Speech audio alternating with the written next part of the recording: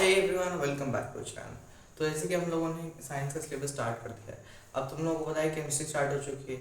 तो second chapter आज start होगा जिसका नाम है एसिड एंड बेस।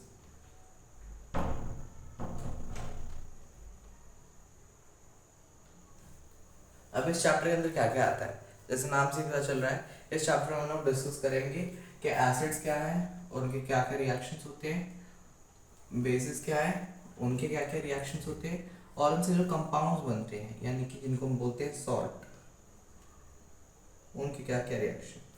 ठीक है, तो स्टार्ट करते हैं। सबसे पहले एसिड्स। एसिड्स क्या है, जिनके अंदर भी जो है हम लोग H ion, H plus ion को डिस्कवर करते हैं। हाइड्रोजन, एच प्लस आयन क्या होता है, ये एच प्लस आयन वो हो गया कि जिसके अंदर तुमको ऐसे एच का एटम दिखा वो एसिड है। जैसे H2SO4, जैसे HNO3, जैसे लेट्स सी बहुत सारे हैं, CH3COH ले लो, एसिटिक एसिड। फिर उसके बाद आएगा बेसिस। बेसिस क्या है, जिनके अंदर OH आएगा, हाइड्रोक्साइड है। इनमें क्या ले लो, इनमें बड़े बड़े NaOH, KOH, ठीक है।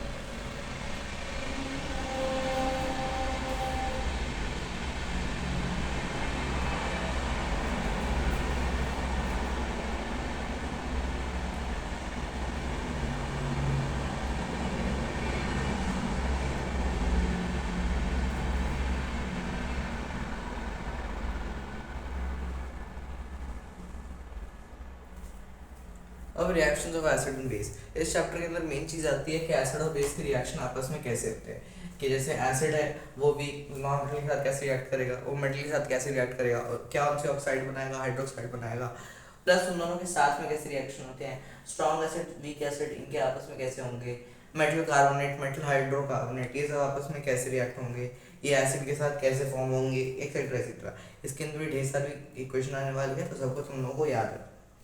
फिर उसके बाद आ गया कि मेटल्स और नॉन मेटल्स जो एसिड बेस के साथ रिएक्ट कैसे करेंगे, ये दोनों जो है रिएक्ट करके क्या कंपाउंड बनाएंगे। फिर उसके बाद आ गया मेन चीज कि इनका पीएच कैसे मेजर करते हैं। अब पीएच क्या चीज होती है, पीएच जो है क्या हुआ कि एक साइंटिस्ट ने पता लगाया, I think he was German but I am not sure, कि pH stands for potence of hydrogen.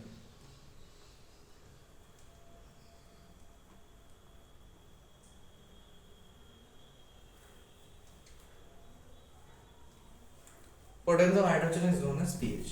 तो जैसे मान के चलो कि ये पीएच का पूरा ग्राफ, ठीक है। तुम लोगों को पता है कि 0 जो है वो एसिडिक होता है, 14 बेसिक होता है, और जो मिडिल लाइन है 7 दैट इज न्यूट्रल यानी कि वाटर लेवल, ठीक है।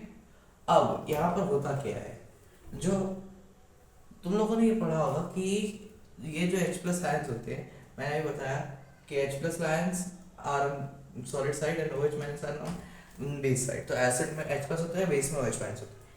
ये पूरी तरीके से सही नहीं है। क्यों?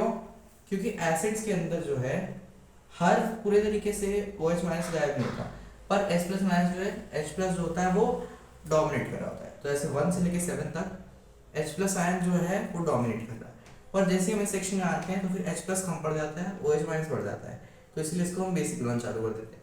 और जो H प्लस आयन एकदम नेग्लिजिबल होता है, तो that is the most basic.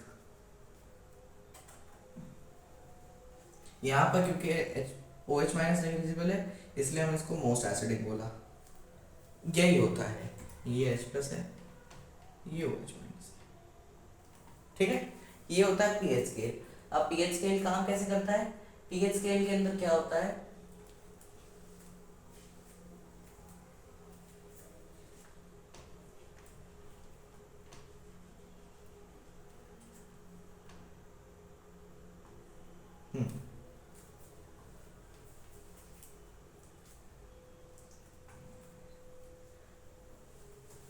तो पीएच स्केल के अंदर क्या काम होता है, पीएच स्केल जैसे काम करता है कि उसके अंदर जो है 14 स्ट्रिप्स हैं, रेड से स्टार्ट होगा और अलग अलग कलर्स बदले जाएंगे डिपेंडिंग ऑन योर पीएच। इससे जो हम लोग पीएच मेजर करते हैं और हमें पता चलता है कि एसिडिक है, बेसिक है, न्यूट्रल है, क्या नेचर है हमारे कंपाउंड का, ठीक है।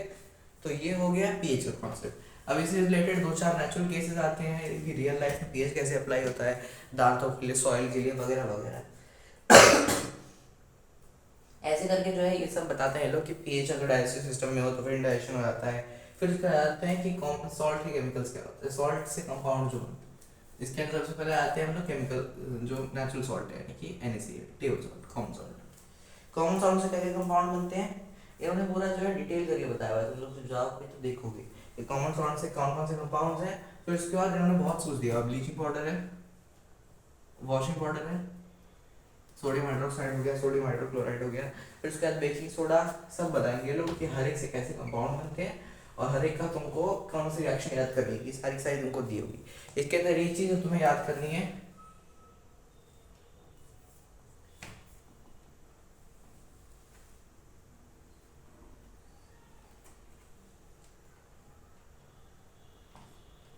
Fire extinguisher. इसके अंदर ये लोग बताएंगे कि कैसे यहाँ पे एक एसिड स्टोर होता है और यहाँ पे केमिकल्स होते हैं और हर एक इसका तुम्हें पूरा पूरा याद करना होगा प्रोसेस कि हाँ कि कैसे इस पर गिरेंगे तो CO2 प्रोड्यूस होता है और H2 प्रोड्यूस होता है, जिससे कि फायर को आग खत्म करने में मदद मिलती है। ठीक है, हाई प्रेशर गैस पे स्टोर होता है। CO2 का ये इसलिए काम करता है कि आग को ढक लेता है। इसमें पिछली क्लास में पढ़ा है कंबशन होने के लिए तीन चीज़ें चाहिए, ऑक्सीजन चाहिए, हीट चाहिए और फ्यूल चाहिए। कंबस्टन ट्रायंगल बोलते हैं इसको।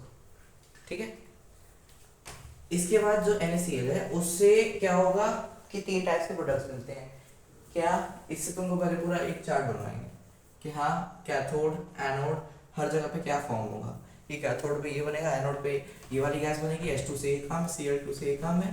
तुमको पूरा पूरा बताया जाएगा, तुम्हें पूरा पूरा डिटेल करना होगा। ठीक है, कि Na+ से क्या बनेगा, Cl से HCl बनेगा, NaOH का क्या होगा, क्योंकि जब NaCl को H2O में डालेंगे तो उससे aqua regia बनेगा, फिर aqua regia का तुम लोगों को पूरा डिस्क्राइब करके बताना होगा पूरा प्रोसेस। ठीक है, प्रोसेस 5 नंबर आता है। इतना ही है एसिड बेस के अंदर, एसिड बेस और सॉल्ट से रिलेटेड सारे कंपाउंड का तुम्हें डिटेल देना होता है।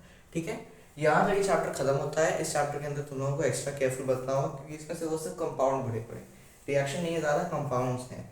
फिर उसके बाद जितने भी मान लो तुम्हारे पास आ गए कि क्रिस्टल वाले क्वेश्चन कि अब कोई भी कंपाउंड है, ये वाला पार्ट क्या है, जब ये वाला पार्ट दिया हुआ है इस वाले पार्ट को हम लोग बोलते हैं वाटर ऑफ क्रिस्टलाइजेशन। तो ये जो है क्रिस्टल बन जाता है, इसके अलग अलग कलर्स होते हैं।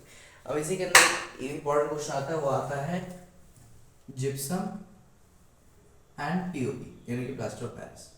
ठीक है, इसी के अंदर आता है कि जब कैल्शियम कार्बोनेट जो है, सॉरी कैल्शियम सल्फेट, उसका SO4 है, हाफ H2 होता है, कैसे उसको जो है 1.5 H2 देके 2 H2 में कन्वर्ट करते हैं तो सॉलिडिफाई होता है और फिर उसके बाद जब उसको रूम टेम्परेचर पे छोड़ते हैं तो फिर वो पानी लीक करता है, जिससे वो दोबारा सॉलिड हो जाता है। इसी ऊपर एक्सप्लेन किया जाता है। ये वाली रिएक्शन ज़रूरी होती हैं, इनको कर लेना। COSO4 के कलर कौन से होते हैं, विट्रॉल क्या होता है, ठीक है, ये सब तुम्हें बताना होता है। इस क्लास के लिए इतना ही, इस चैप्टर को इसी में खत्म करते हैं। ठीक है, सी इन द नेक्स्ट क्लास।